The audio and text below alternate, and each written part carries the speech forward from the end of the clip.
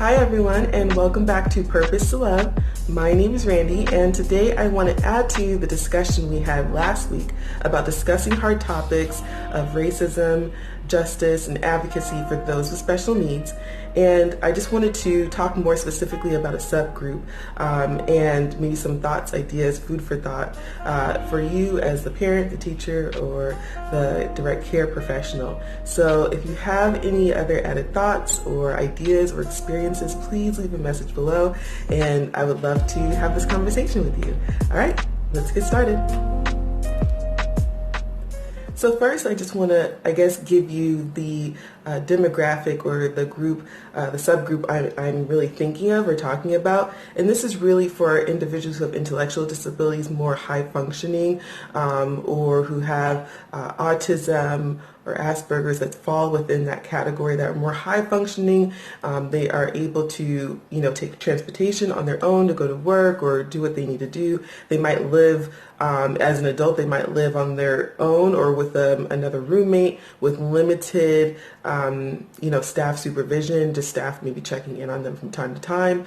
They're higher functioning, but they still require some supports, some more education, especially revolving around social interactions.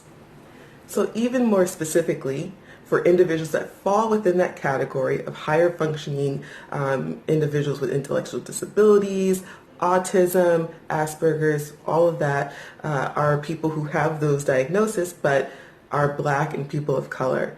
And just thinking about them and how their families might be handling all of this or preparing them or educating them or not, just kind of like helping them get through everything.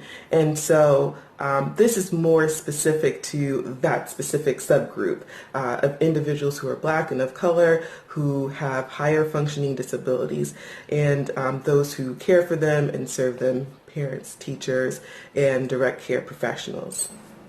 The first thing that came to my mind when thinking about all this for the specific subgroup of individuals is having a conversation with them about law enforcement. Really just talking about the basic, reason for why we as a society have law enforcement or police. What's the point? Why do we have them? What's the benefit? Talking about their role and the importance of what they do for society at large. I think giving the individuals a very concrete and clear understanding of why we need police or why we have them or what they are specifically to do in order to keep us safe. I think that's important to give them the factual understanding of all that so that they have a starting point. It may not necessarily be as clear to them, even though they might be higher functioning and might know these things already, but really kind of saying, this is what you should see from your law enforcement. This is what you should be expecting from them so that they have a better understanding of, if there's something off or wrong, then they have something to maybe take time to think about moving forward. So the second thing that I thought of in regards to all of this was possibly when things have died down, visiting the police station, with you and your adult child or, the individual you're working with, if you get the support from the family or the parent, possibly going to the local police station and just introducing yourself, introducing the individual that is with you and allowing them to kind of get a chance to meet the police or the cops in person so that there's not such a fear around who they are and what they do, the police. Right now on the news you're seeing so many negative images of police and the brutality, which is part of our culture and our history that we want to start to weed out and fix and to rectify. But unfortunately, that's still the reality of it. And so though that there's truth to that and there are bad cops, there's also really good cops and people who really want to do their job well and care for civilians. So having a healthy balance is really important. So to add to the second point, maybe you don't feel comfortable going in person. You don't feel safe. You don't feel comfortable going to the police station in person. Your child doesn't either, or the individual doesn't either. that's fine and that makes sense.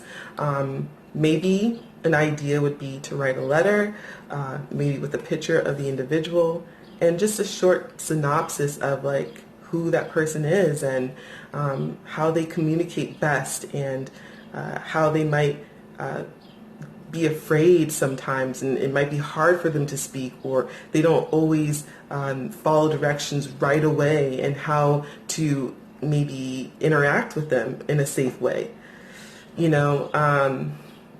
And none of this is like a sure thing, right? These are all just suggestions that could be possibly good ideas or food for thought that could help protect your child or the individual, and also provide education to the police and law enforcement to educate them a little bit more about the different abilities and communication styles and experiences of those with special needs. So for the last thought that I would like to share with you guys is the concept of self-advocacy skills. And I mentioned it in the video from last week, but I just want to really, and it was more general based, but for those who are higher functioning individuals with disabilities,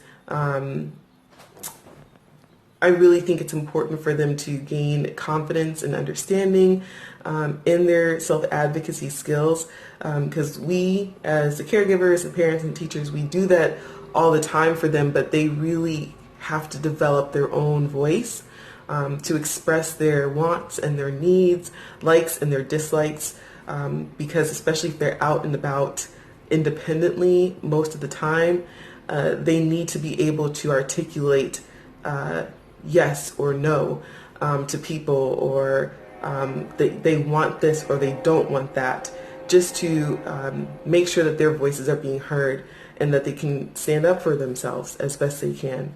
So self-advocacy skills, continuing those conversations and those education opportunities for all individuals is very important.